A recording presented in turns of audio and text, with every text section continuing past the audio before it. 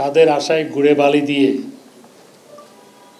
মার্কিন যুক্তরাষ্ট্র বার্তা দিয়ে গেছে তারা সম্পর্ককে আরও গভীর করতে চায়, সম্পর্ককে এগিয়ে নিয়ে যেতে চায়। আজকে দেশ এগিয়ে যাচ্ছে, অথচ বিএনপির নেতারা কোনো কিছুই দেখতে পায় না, ফখরুল সাহেবরা কিছুই দেখতে পায় না।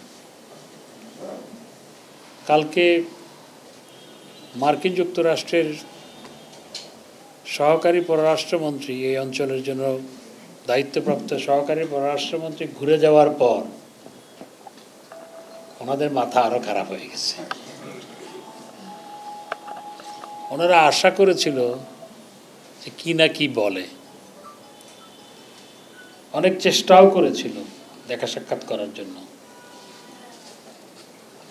কিন্তু তাদের আশায় গুড়ে বালি দিয়ে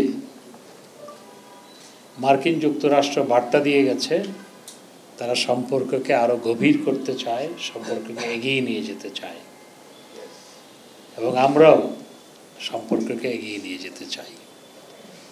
এই জন্য বিএনপি নেতাদের মাথা খারাপ। এখন নানা ধরনের কথা বলছে। আসলে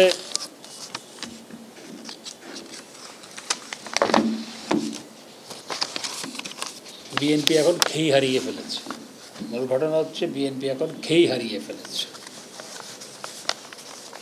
এখন আগে দেখতাম দুই একজন নেতা খেই হারিয়ে ফেলে, গয়েশ্বর বাবু খেই হারায়, আর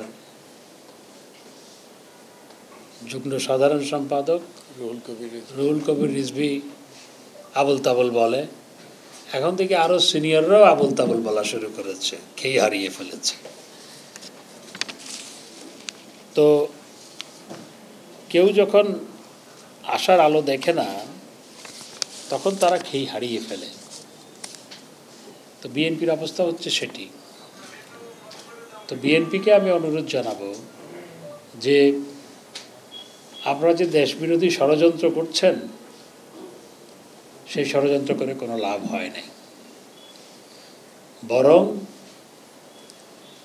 আপনারা দেশবিরোধী ষড়যন্ত্র করে নির্বাচন থেকে বাইরে থাকার যে পথ অনুসরণ করছেন, এতে বিএনপির জন্যই আকাশটা ছোট হয়ে আসছে। সেই পথে যদি থাকেন এক সময় বিএনপি হাওয়ায় মিলিয়ে যাবে।